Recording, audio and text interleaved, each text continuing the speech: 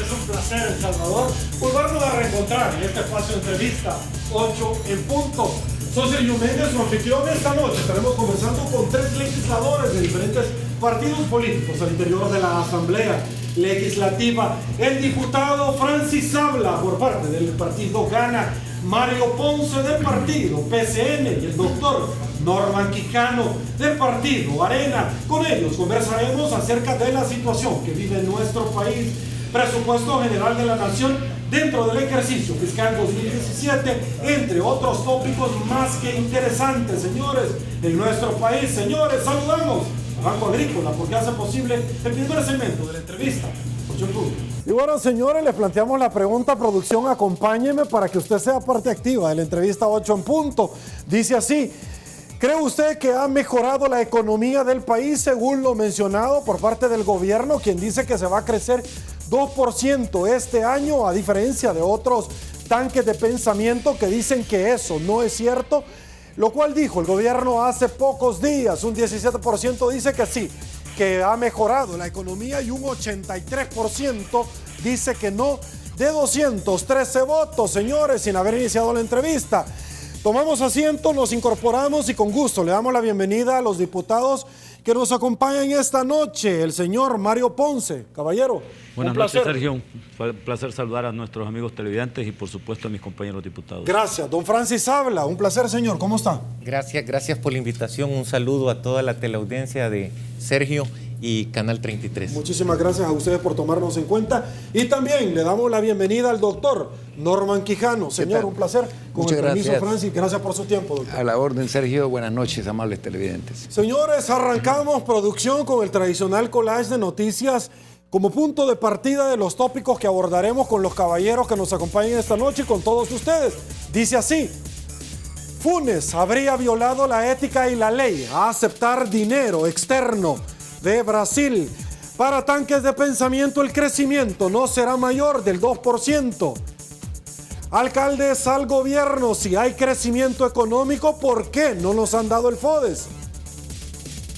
Diputados y empleados, Asamblea Legislativa, se gastan 1.6 millones en seguro únicamente en 8 meses. Ministerio pide préstamo de 100 millones para la policía, pese al impuesto para financiar seguridad. La NEP: lo que necesitamos son condiciones para crecer, no doble discurso, dijo el presidente Cardenal. Magistrada admite deficiencias de la Corte de Cuentas de la República en combatir la corrupción.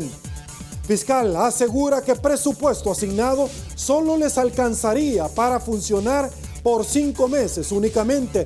2 milloncitos fue el aumento.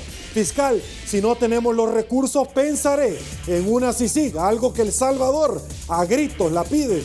Payés está usando a la Fuerza Armada para fines de otra naturaleza, dijo el doctor Quijano. González: para desestabilizar al gobierno, la derecha ha utilizado como instrumento a la Sala de lo Constitucional. Nos incorporamos, caballeros. El ejercicio 2017 está a la vuelta de la esquina. No tenemos todavía el 12 de diciembre, Día de la Virgencita de Guadalupe. Todavía humo blanco, el conclave dentro de la Asamblea Legislativa.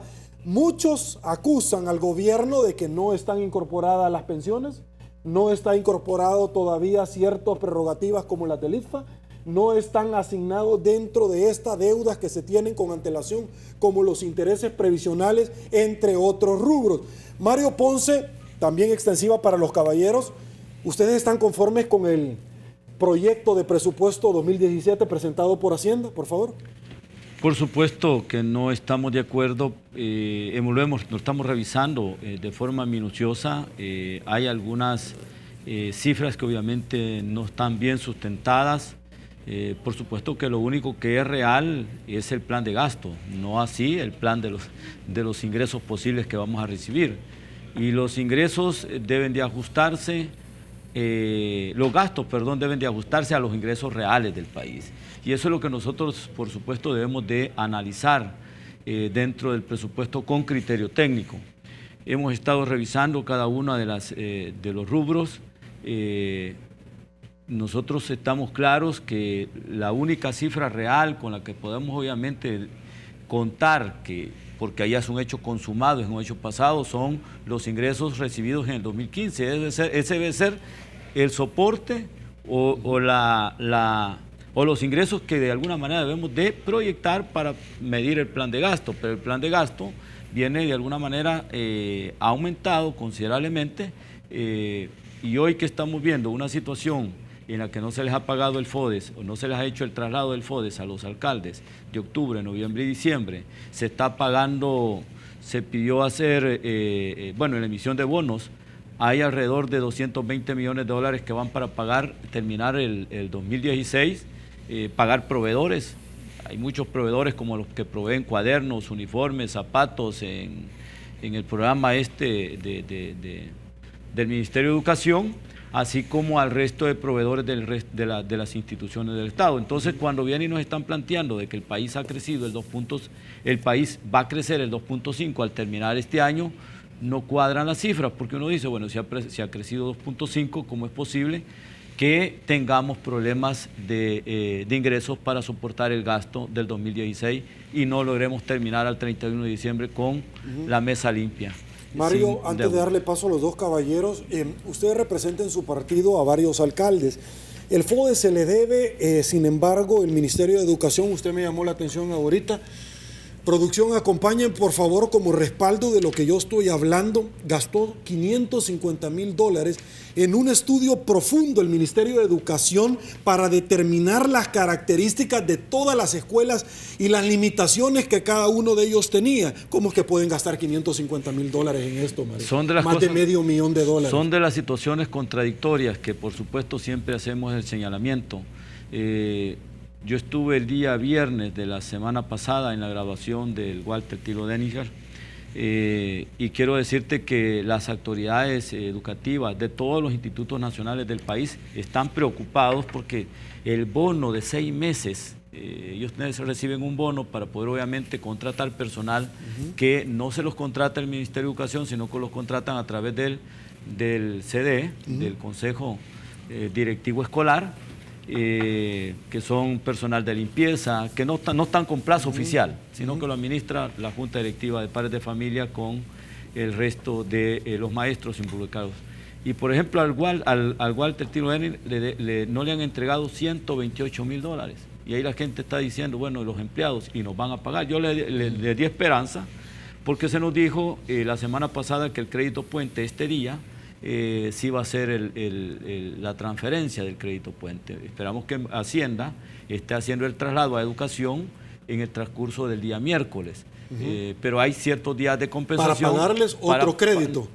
De los bonos emitidos, de los 550 millones, 220 millones el crédito puente, porque los bonos se van a colocar hasta en enero. Obviamente que el tiempo no alcanzó. Entonces, este crédito puente le va a costar, no sé si alrededor de $1,5 millones en un transcurso de mes y día. ¿Verdad? Mario, una pregunta, pero el dinero para ese instituto ya estaba presupuestado. Ya estaba presupuestado. ¿Qué se hizo ese dinero? Ese es el punto. Aguánteme un ratito, voy con usted, porque vamos a seguir conversando, por supuesto. Francis habla su opinión sobre el proyecto de presupuesto 2017 presentado ante la Asamblea Legislativa, por favor.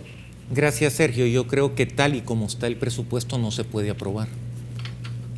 Definitivamente caeríamos en lo que está pasando ahorita, y el no tener un presupuesto financiado y ordenado es caer en estar pidiendo préstamos de salvataje, es como andar apagando incendios. No se puede, y El Salvador tiene que ordenar si no puede seguir prestando de la manera que se ha estado endeudando.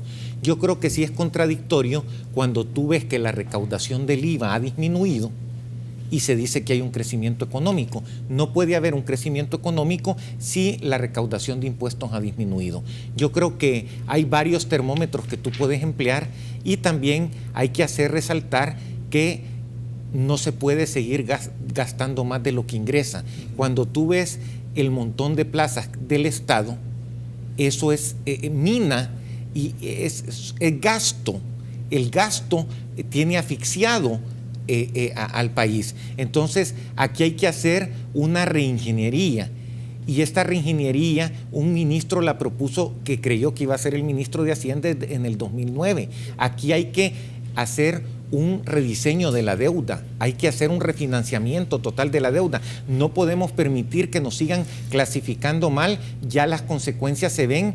Hemos recibido cartas de gente que le están subiendo los intereses en los bancos y todo es un efecto cascada. Entonces, nosotros no podemos aprobar un presupuesto tal y como está en este momento porque sería irresponsable, aparte de que hundiría más al país. Necesitamos ordenar las finanzas del Estado, necesitamos hacer una readecuación de la deuda del país y necesitamos hacer algo macro. No podemos seguir haciendo las cosas como se han venido haciendo en el nivel a que ha llegado, pero hay que aclarar que cuando tú preguntas los $500,000 que gastaron en hacer un estudio en las escuelas, es el Ejecutivo, ahí no tiene nada que ver la Asamblea Legislativa y son cosas que nosotros criticamos y que hay que ponerle un paro, porque en vez de dar ese estudio le hubieran abonado ese dinero al FODES.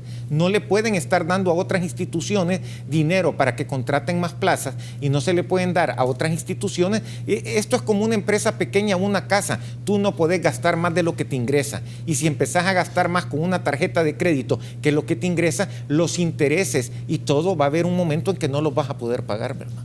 Ok, precisamente con relación a esos estudios, el Estado gasta 24 millones en consultoría al año. Más adelante, bueno, acá lo tenemos. Ministerio, doctor Quijano, voy con usted. Ministerio evade la ALACAP en primer lugar y paga $555,000, un poquito más de $500,000 para saber qué escuelas tienen serios daños. En este momento realmente se necesita algo así. Y obviamente necesita usted técnicos para saber lo que es susceptible de apreciación con relación a esto. Doctor Quijano, un alcalde exitoso en su momento, porque los números así lo demuestran. El FODES se debe 3 meses y vamos para el 4.º mes. Su opinión. Bueno, de nuevo, gracias. Saludo a Mario y a Francis. Mira, yo no sé cómo se le puede llamar al actual gobierno, si se le puede acusar de actos arbitrarios. Lo cierto es que irrespetan la ley. El FODES se nutre del 8% de los ingresos corrientes del Estado. El gobierno nada más tiene que tomar ese dinero y trasladarlo a una caja especial que es de donde va directamente al ISDEM. Yo estuve de presidente en el ISDEM durante 3 años y el ISDEM lo traslada a los gobiernos locales. Y yo puedo conocer, no solamente por mi experiencia como alcalde, sino que como expresidente del ISDEM, de lo aflictivo que se le vuelve la situación a muchos gobiernos locales cuyas economías son bastante precarias, donde dependen más de un 70-80% de lo que es el FODES. Habrán alcaldías, obviamente, San Salvador es una de ellas, de que el FODES representa un 4% casi del total del presupuesto de la institución, pero la inmensa mayoría son administraciones municipales que no tienen mayores ingresos. Y dependen, acuérdate que hay reformas a la ley FODES para ocupar un 25% para gastos administrativos, otro porcentaje de ese 25% va también para pagar disposición final de desechos sólidos y transporte y recolección incluido. En síntesis, el gobierno no proyectó. El problema que tenemos con el actual gobierno es un gobierno que no tiene ninguna disciplina fiscal, que presenta un presupuesto mentiroso, que sobreestima los ingresos, subestima los gastos, y a mí me alegra saber de que veo que mis colegas diputados que representan a 2 partidos importantes dentro del ámbito político del país, que coinciden en que el presupuesto tal como ha sido presentado, pues es difícil que pueda encontrar los votos. Lo que sí me extraña el intento el intento que hace el FMLN de pretender aprobarlo con 43 votos, que es prácticamente una amenaza de incumplir la ley de responsabilidad fiscal. Si hacemos un poco de memoria, la ley de responsabilidad fiscal dejó estipulado de que se iba a hacer un ajuste del déficit fiscal de 1 punto porcentual por año. Le quedan 3 años a este gobierno, pues ellos querían 5 ajustar ese 3% en un promedio de 5 años, al final quedó que en los 3 años restantes lo ajustarán. y no está ajustado. Es decir, aprobarlo tal como ha sido enviado, Sergio, significaría estar en la misma dinámica de pretender resolver problemas de iliquidez, que no es una iliquidez coyuntural, sino que es una iliquidez estructural. Descalce le llaman los economistas a eso, y que ciertamente afecta gravemente la imagen que puede tener el país. No por gusto, Standard & Poor's y otras casas evaluadoras de riesgo país ya nos han bajado la calificación. Doctor, ¿usted comulga con las aseveraciones de la embajadora de los Estados Unidos en el país cuando dice la plata está, que la han hecho? Sí, perfectamente. No solamente coincido con ella, sino que también nuestro partido respalda ese tipo de expresiones de un gobierno demasiado generoso, diría yo, con nuestro país, que nos financió el primer compacto de Fomilenio de $460 millones, y ahora estamos con el segundo compacto de $260 millones, y aparte de eso está el asocio para el crecimiento, está la Alianza para la Prosperidad, estoy hablando de Triángulo Norte, y que son tributos que proceden de los contribuyentes norteamericanos, y que con mucha razón tiene al expresar de que el dinero está llegando a cuentas privadas, a cuentas individuales. Eso es gravísimo lo que hemos tenido en nuestro país. Entonces, ¿qué opinión le merece cuando una diputada del FMLN arremete contra la embajadora diciéndole que simple y sencillamente lo que ella está virtiendo carece de validez por cuanto no es salvadoreña? Pero de pronto sí vienen las ayudas económicas que usted nos está diciendo. Y todos sabemos de la intromisión del gobierno de Venezuela vía Alboa Petróleos en los asuntos internos del país, y vemos también a otros ciudadanos. Es decir, y que tienen una incidencia negativa, diría yo, dentro del ámbito político del país, de las élites políticas del país. Eso genera una profunda desafección, Sergio, una profunda desafección. Yo creo de que la dinámica política del país está seriamente cuestionada. Hay una constante crítica a través de redes de comunicación y se demanda mayor participación ciudadana. Perfecto, señores, la primera pausa. Quédense con nosotros, ya regresamos.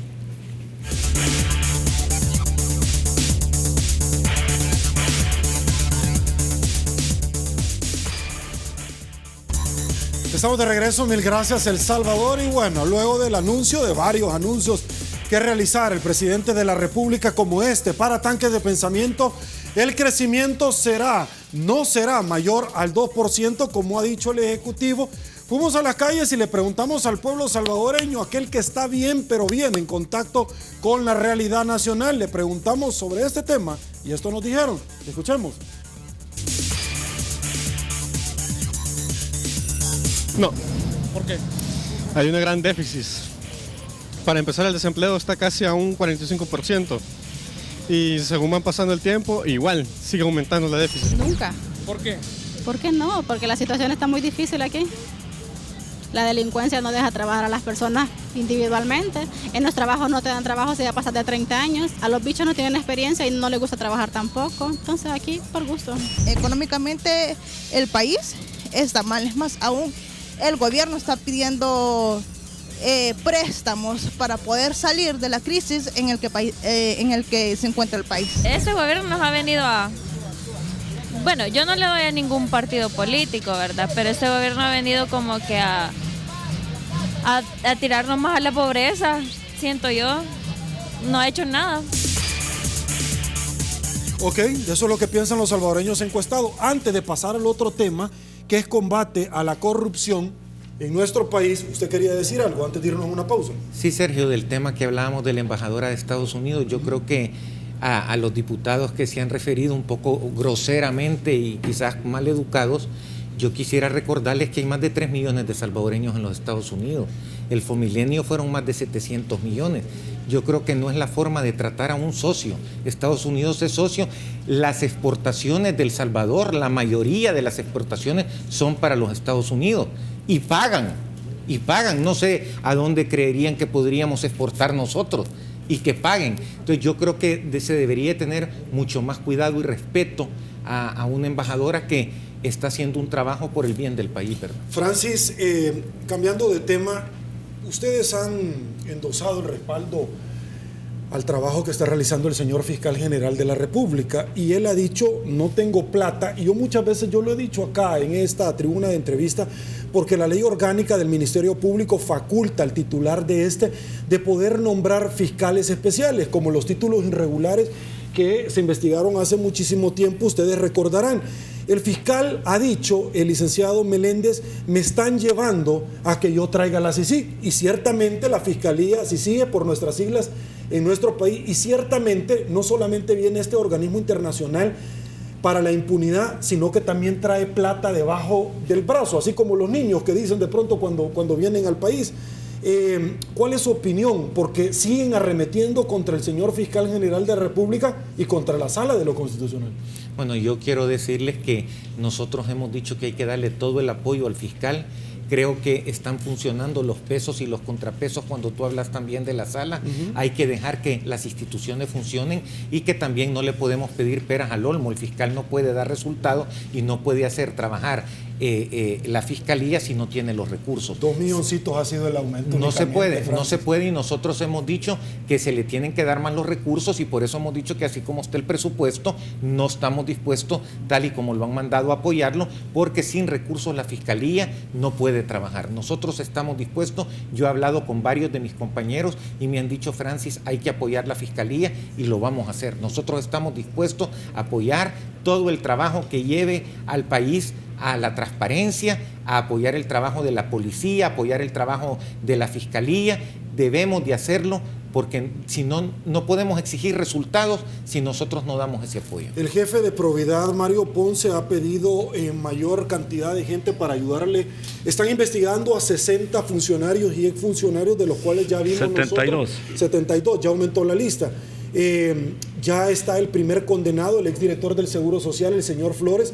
En 55 años, el primer condenado, vemos nosotros. Está siendo investigado también el expresidente de la Corte Suprema de Justicia, que en su momento se le acuña de que el señor Agustín García Calderón no dejó trabajar al señor Pino Cáceres, entre otros, lo dicen los rotativos, no su servidor. Sin embargo, vemos nosotros situaciones de sobresueldo. Mario Ponce, y un video de un ex fiscal general de República que, además que ya aceptó que tenía un sobresueldo en casa presidencial, la ex ministra de Salud también ya lo aceptó, pero de pronto vemos a un titular del Ministerio Público recibiendo plata. ¿Su opinión? Mira, una de las situaciones que nosotros hemos venido observando en el pasado es que Probidad, a pesar que tenía una buena ley, y es una ley de 1960 o 1950, sí, pero es una ley que tiene vigencia, y prácticamente nunca vimos el papel protagónico de Probidad.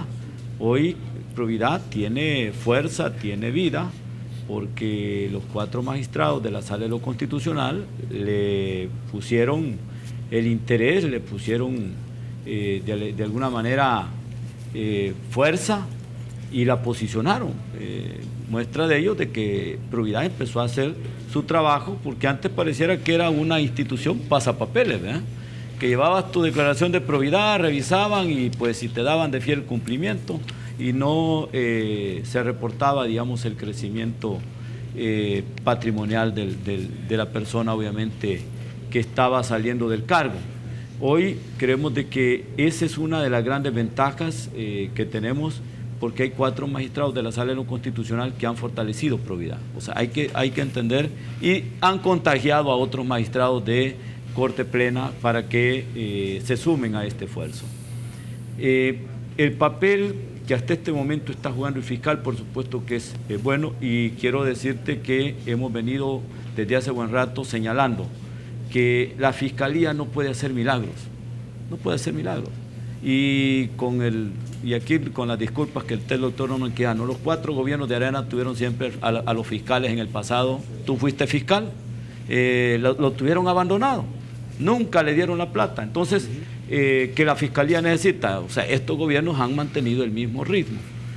¿A qué me refiero? ¿Cómo puede ser que, por ejemplo, la Fiscalía no tenga el número de fiscales necesarios para poder hacer las investigaciones con prontitud, con todo digamos, una investigación bien sustentada, en la que cuando se lleve este caso a los tribunales, ellos puedan de alguna manera comprobar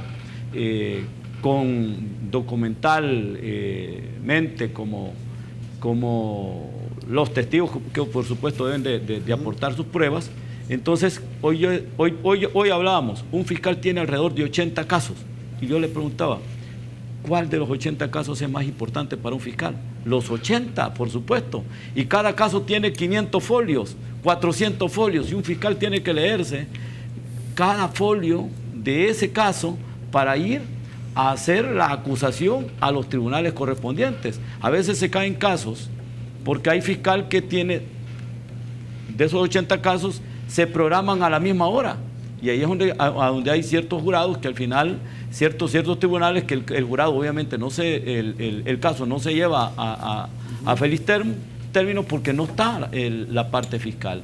Entonces, la fiscalía necesita de más recurso humano, necesita de más abogados, de más fiscales, apoyando el trabajo del fiscal general.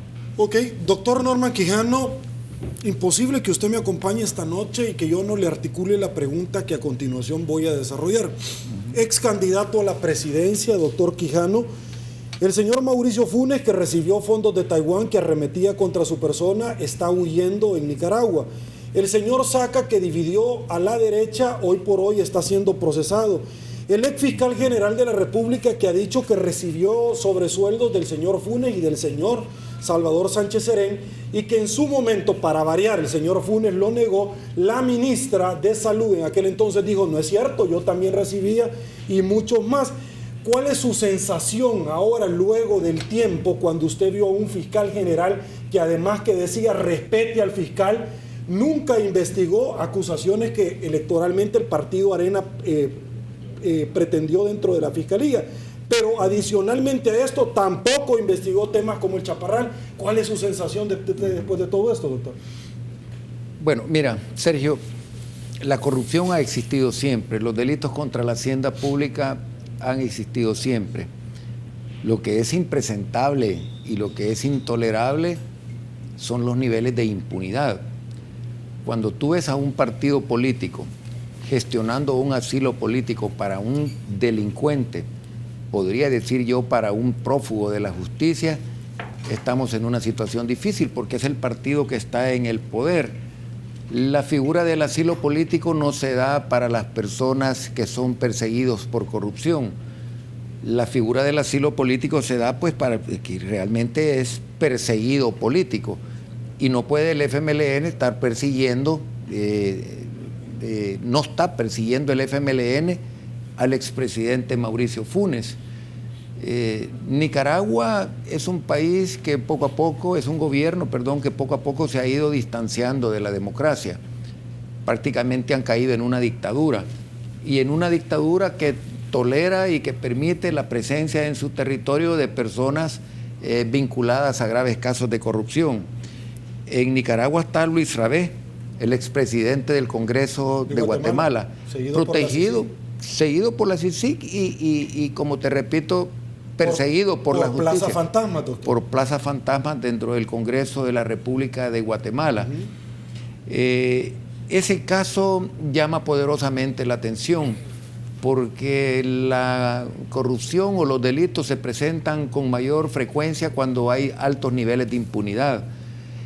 Por eso es que yo aplaudo, y aquí se estaba hablando de la Fiscalía, aplaudo a la Fiscalía, personalmente al fiscal lo he felicitado, al licenciado Douglas Meléndez, pero también hay que aplaudir a la sección de probidad, hay que aplaudir al Instituto de Acceso a la Información Pública, hay que aplaudir a los magistrados de la Sala de lo Constitucional, y hay que lamentarnos y poner las barbas en remojo en instituciones pues como la Corte de Cuentas, que ha estado repartiendo finiquitos express como quien regala dulces, y hay que lamentarnos de un tribunal de ética que tampoco ha cumplido su función que le asigna la ley correspondiente, la ley de ética gubernamental. Esto es triste porque también lo estás viendo en la administración municipal, cuando viene el presidente del tribunal de ética y dice que la ley no le faculta para pedir la destitución. La ley es muy clara, el Código Municipal dice que no pueden haber parientes de un funcionario dentro del segundo grado de consanguinidad o cuarto grado de afinidad, pero también lo expresa la ley de ética gubernamental. Los dos cuerpos legales lo expresan claramente, pero venir a decir de que está facultado para poner la multa, pero no para pedir la destitución, si es que una cosa lleva a la otra. Una cosa lleva a la otra. Cuando el señor dice no tengo las facultades legales, hubo un vacío en la ley de ética gubernamental. No es cierto, si la ley lo prohíbe y como castigo pone una multa, pero también pide enmendar el error. Entonces, todo este tipo de cosas nos hacen ver de que hay instituciones que están dándole un aliento, un respiro a la ciudadanía ante tanto caso de corrupción. La corrupción se combate con integridad, se combate con transparencia, se combate con participación ciudadana, se combate con rendición de cuentas, se combate aplicando de veras la ley, y el ciudadano debe de participar, porque en la medida que el ciudadano participa, en esa medida también el funcionario se ve imposibilitado de hacer lo que quiere. Perfecto, señora, voy a una pausa. Antes, déjenme compartir con ustedes, porque aquí en 8 en Punto nos encantan las buenas noticias. Amigos televidentes, les traemos una muy, pero muy buena noticia. Déjenme contarle que Banco Azul ha lanzado un novedoso programa de inversión. Con ese programa, ustedes podrán convertirse en accionistas del único conglomerado financiero de salvadoreños para salvadoreños. Este les brinda la oportunidad de adquirir acciones del Grupo Azul, conformado tanto por Banco Azul como por Seguros Azul, con un ahorro inicial que abre la ventana de oportunidades para invertir en acciones. Ojo, es por tiempo limitado y hasta agotar las existencias de todas estas acciones. Para mayor información, usted puede llamar a Lo Azul, que es el 2555-8000. Se lo repito, tome nota, 2555-8000. Banco Azul, el valor de empezar. Pausa, volvemos.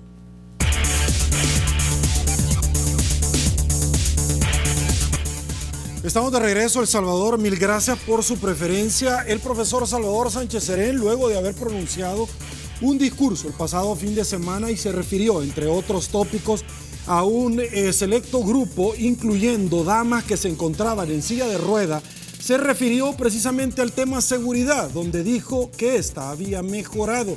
Fuimos a las calles y le preguntamos a los salvadoreños cuál es su percepción con relación al tema seguridad, y esto nos dijeron. Escuchemos. En algunos sectores sí, ha mejorado un poco, y también se ha visto bastante fluidez de tanto la policía como la Fuerza Armada. Pero no quiere decir de que todo el país esté libre de la delincuencia, porque si quiere ser o no, siempre hay delincuencia en cualquier sector. Puede ser en unas áreas, pero en otras sigue lo mismo. Que vaya a Popa, a Zoya, que vaya a una colonia él, sin guardaespaldas, a ver cómo sale. Si es que sale, pues, porque de aquí llegas a una colonia no sales. Imposible vivir en El Salvador. Obviamente, el gobierno no lo vive, porque quienes están sufriendo todas las consecuencias es la gente humilde. El pueblo humilde es el que está sufriendo todo. Así que tampoco considero que en seguridad el país haya mejorado. Ok, esto es lo que opina la gente con relación, Mario Ponce, al tema seguridad. Su opinión. La gente está diciendo la verdad, y eso es lo que se siente en el interior del país, en la capital. Los que hacemos trabajo territorial sabemos cómo está de insegura la población. Por lo tanto, creo que comparto totalmente las opiniones vertidas.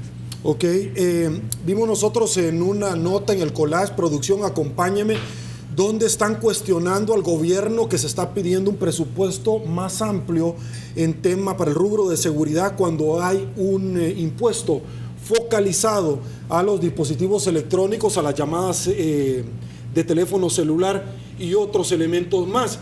Y la pregunta es, de pronto, ¿por qué no mejora la percepción de la gente con relación al tema de la seguridad que vive en nuestro país? Ese es uno de los puntos por lo cual la gente está reclamando, porque ya no es el simple hecho de que el presupuesto que se le asignaba al gobierno en materia de seguridad no era suficiente. Hoy la gente está dando una contribución especial por las llamadas telefónicas y utilidades arriba de los $500,000 que tienen que pagar un impuesto respectivo para apoyar los esfuerzos de seguridad.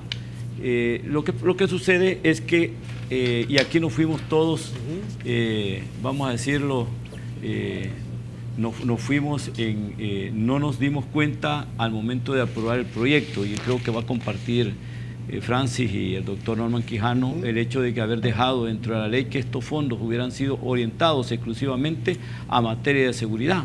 Pero aquí, por ejemplo, vienen y aparecen, quedó la parte de los ninis, porque ahí lo dice el proyecto original, y otros programas. Nosotros estábamos totalmente de acuerdo con los Megatech, porque también hay que abrir espacios para carreras técnicas y darle la oportunidad a los jóvenes en ese caso en particular.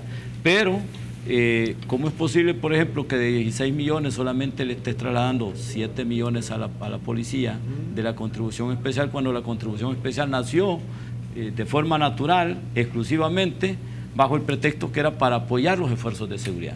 Y creo que en este caso en particular la población está expresando su resentimiento, su malestar.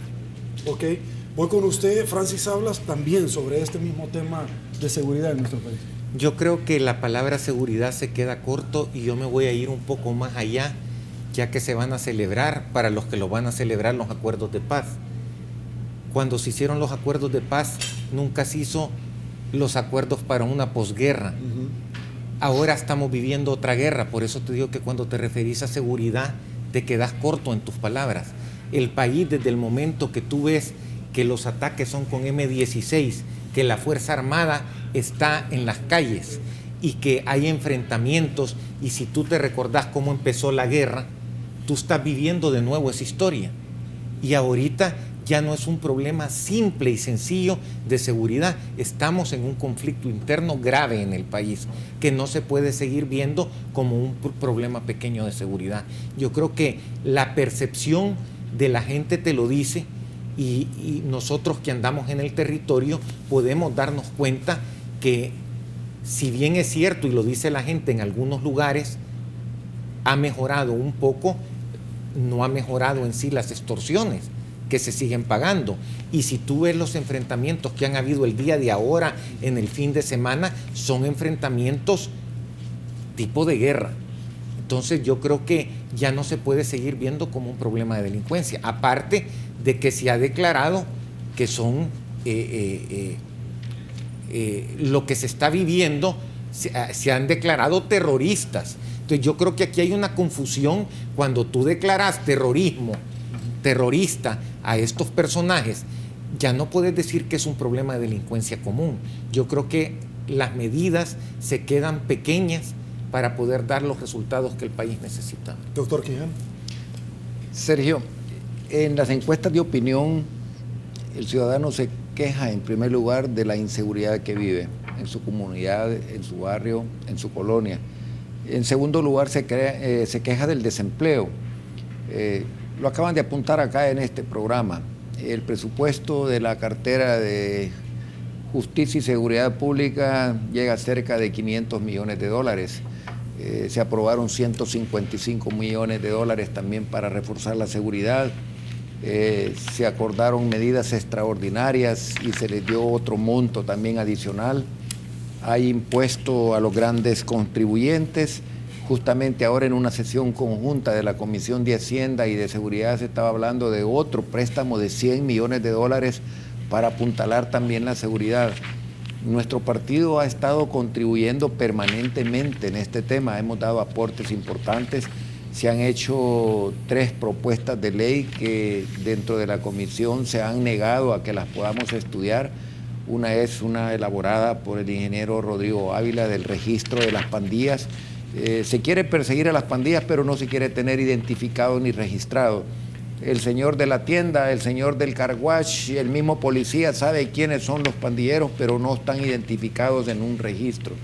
Entonces no hemos encontrado la misma voluntad de parte del Ejecutivo ante las propuestas que nosotros como partido hemos estado haciendo. En síntesis, este problema le resta competitividad al país. Difícil que una persona pueda salir adelante cuando intenta poner un negocio y lo primero que le llega es el palabrero para decirle que va a pagar tanto de extorsión. Entonces cuando vemos a un profesor Sánchez Serén que se vanagloria y dice de que están dando resultado con el tema de la inseguridad, cuando ya pasamos la barrera de los 5.000, cuando en el año pasado tuvimos 6.555 víctimas, y donde ya hemos pasado este año, que está por terminar, los 5.000, pero que no se habla de los desaparecidos, Sergio. Y los desaparecidos del año pasado rondaron los 2.000, y cuando uno consulta con las mismas autoridades, te dicen que de esos 2.000 desaparecidos, muy seguramente o muy probablemente el 80% ya están en los cementerios clandestinos de las pandillas. Entonces, este es un problema gravísimo que enfrenta el país, que va a ser difícil que nosotros podamos tener mejores expectativas de crecimiento económico si no disminuimos esos márgenes, diría yo, escandalosos de inseguridad. Ok, un amigo televidente pregunta, hace un par de semanas el presidente otorgó Capital Semilla para jóvenes emprendedores, fondos provenientes del impuesto especial a las telefonías. ¿Eso es seguridad? Yo siempre lo dije y lo advertí, y lo hice en el Pleno Legislativo y lo hice en el seno de la fracción nuestra, Sergio.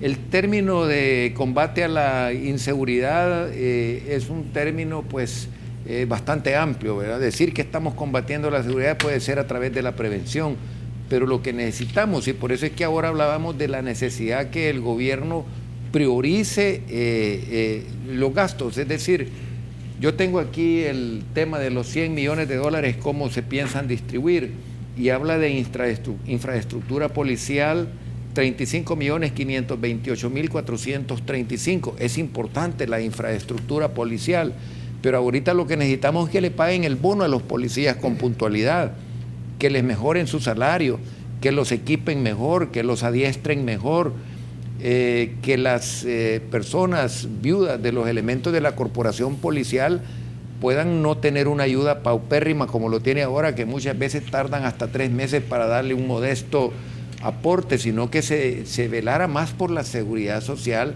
Eso los haría a ellos trabajar con más tranquilidad.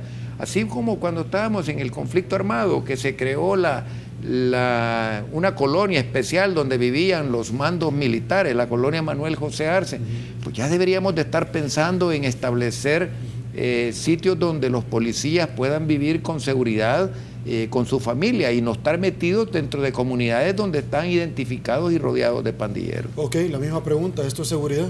Dice el amigo televidente. Sí, yo te quiero decir que parte del problema que se ve es que los fondos dedicados para seguridad, mientras nosotros no tengamos a la policía con un buen salario, que se les paguen sus bonos, que no se les pague atrasado, no podemos dedicar recursos para algo que podría ser prevención y que podría formar parte de la seguridad. Tenés que hacer primero las bases de la estructura de los policías, de darles la seguridad a ellos para que ellos nos puedan dar seguridad a nosotros. Pero ¿cómo un policía puede hacer un trabajo excelente o un buen trabajo si lo primero que tenemos que cubrir no se está cubriendo? Entonces sí se puede decir que no es seguridad eso. Ok, voy con usted. Policía con 1.200 vehículos, 1.200 vehículos, acá lo tengo, lo quiero compartir con ustedes. En estado inservible, Mario Ponce.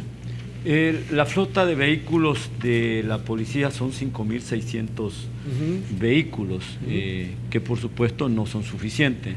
De esos 5.600 vehículos para movilizar a 22.000 efectivos, ya prácticamente no son 2.200 los que están prácticamente colapsados, son alrededor de 3.000 a 4.000 vehículos que obviamente hay que renovar. Por eso es el hecho de que dentro del proyecto del presupuesto, y es una de las críticas que hoy hizo Arena, viene el rubro para compra de vehículos. Dentro de este presupuesto, de este proyecto de préstamo de $100 millones, viene también compra de vehículos, porque se piensa de que con lo que va dentro del presupuesto 2017, más si se aprueba por supuesto este préstamo por 100 millones que es para que es de inversión, se estarían de alguna manera comprando alrededor de 2.000 vehículos para recambiar parte de la flota vehicular. Acordémonos, y hoy lo decía el ministro de Justicia y Seguridad, y compartimos totalmente su planteamiento. Un vehículo de la policía no es igual que un vehículo de la Asamblea Legislativa. Lo agarra 8 horas un turno, pues son 3 turnos. Ese vehículo trabaja 24 horas. Por supuesto, si la vida útil de ese vehículo iban a ser supuestamente 10 años, ese vehículo a la vuelta de 4 o 5 años ya terminó su vida útil, porque el recorrido es demasiado y el ajetreo que le da a la corporación policial por caminos totalmente deteriorados o bastante difíciles, esos vehículos no se terminan prácticamente. Entonces, ahí va la compra, 2.200 vehículos, no es el número exacto, andan alrededor de 3.800 vehículos que están prácticamente en mal estado, que hay que comprar. Sobre esa noticia, precisamente, más adelante vamos a hablar de por eso es que estamos apoyando el préstamo. Nosotros sí estamos apoyando el préstamo de los 100 millones porque esto es inversión. Es infraestructura, es vehículo y es tecnología. El Instituto de Investigación... Mario, lo que pasa es que hay plata en el presupuesto, de eso voy a hablar y no le vamos a seguir metiendo al tema de préstamo. Aguánteme un ratito. Gobierno dice que dotó de fusiles a PNC, pero aún no los han comprado. Obviamente también veíamos la noticia en Twitter del presidente del ISDEN, Rogelio Rivas, donde decía al gobierno y le pedía que le mande de una vez por todas el tema del FODES para las alcaldías. Vamos a una pausa. Al regresar sobre esto, conversamos. Volvemos.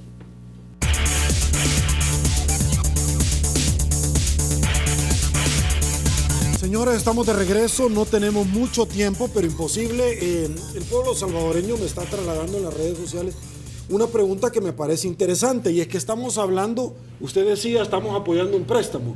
Usted decía, no hay plata y el impuesto para seguridad de las telefónicas se está utilizando para otro rubro, al igual que el doctor Quijano.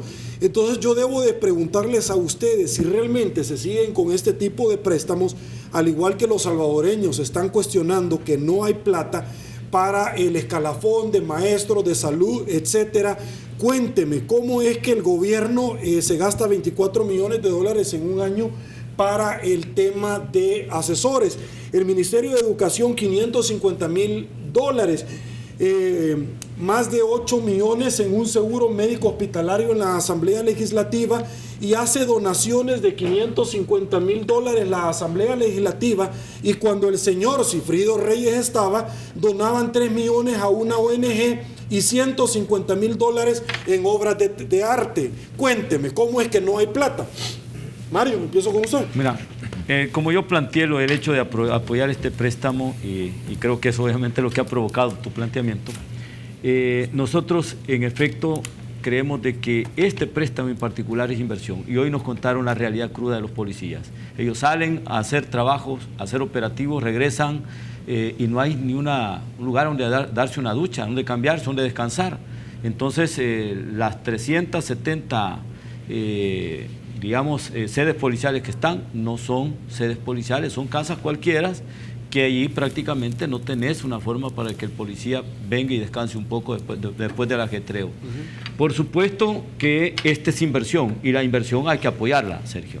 Esta es inversión en infraestructura para sedes policiales, y creo que no podemos negarle a la policía este apoyo. Con relación al presupuesto corriente normal, creo que ahí tenemos que obviamente orientar los esfuerzos para que se invierta de forma efectiva y la policía perciba, digamos, los beneficios dentro del campo de su trabajo. Perfecto. Francis, habla. Mira, yo lo dije y quiero aprovechar este momento para explicar que hay una ley de transparencia que antes no existía y que nosotros los diputados le hemos aprobado, y por eso tú hoy te das cuenta de dónde se va el dinero. Yo creo que es muy importante decirlo. Y existen las instituciones que están funcionando para que con esa ley de transparencia estén actuando para cuando el dinero no se invierta donde se tiene que invertir. Yo creo que como legisladores hemos cumplido. Y dije desde el principio que hay que hacer un presupuesto transparente y que hay que readecuar todas las deudas del Estado y que no podemos seguir permitiendo las cosas que están pasando. Doctor Quijano.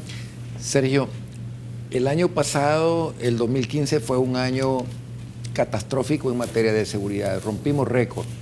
6.554 homicidios y 2.000 desaparecidos. El gobierno, viendo esa realidad, el año pasado tenía que haber presentado para este año un presupuesto priorizando el tema de seguridad. El problema es que este gobierno no sabe a qué le apunta. No le apunta ni a la educación, ni a la salud, ni a la seguridad. No hubiésemos tenido la necesidad de estar incurriendo en más endeudamiento a estas alturas si ellos hubieran hecho recorte de lo que es la grasa del presupuesto de la nación, quitar gastos superfluos, congelar o suprimir plazas vacantes y una serie de medidas que hemos venido recomendando como Partido Arena y que lastimosamente no lo han hecho. Ya hablamos, aquí se han aprobado centenares de millones. ¿Cómo es posible que en el ejercicio fiscal este presupuesto de este año que está por terminar tiene casi 500 millones de dólares para seguridad y no dejaron contemplados rubros de vehículos y otros aperos importantes para combatir la criminalidad? Doctor Quijano, imposible terminar el programa. Producción, acompáñenme porque la gente me lo está pidiendo. Norman Quijano, Payés está usando la Fuerza Armada para fines de otra naturaleza. Ha sido altamente cuestionado por llegar a ver el desafuero del general Benítez y en el pasado por llegar con un gran despliegue del ente castrense a presentar su informe correspondiente en la Asamblea Legislativa. ¿Su opinión, doctor? Bueno, mira, la institución armada es una institución que tiene muchísima credibilidad, pero que lamentablemente con los desaciertos del actual titular de la misma está poniendo en entredicho. El caso del desafuero del general Benítez es un desafuero que fue construido dentro de lo que es el ámbito legislativo y venir en nombre casi de la Fuerza Armada, acompañado del viceministro, del jefe del Estado Mayor, es decir, de miembros del alto mando de la Fuerza Armada, a dar una posición de respaldo, se interpreta como que es la institución armada la que está respaldando a un miembro de la misma institución que tiene cuestionamientos y que él va a tener la valiosa oportunidad de demostrar su inocencia ante los tribunales. Ok, Mario Ponce, señor, gracias, muy amable por su tiempo. Francis Habla, un placer. Gracias, Sergio. Doctor Norman Quijano, un gustazo, gracias. Caja de Crédito de Colón, ya no tenemos tiempo, señores, se viene Olimpia 33. Todo deporte, Caja de Crédito de Colón, parte activa de su entrevista 8 en punto, al igual que todos ustedes. Les presentamos la participación ciudadana de esta noche.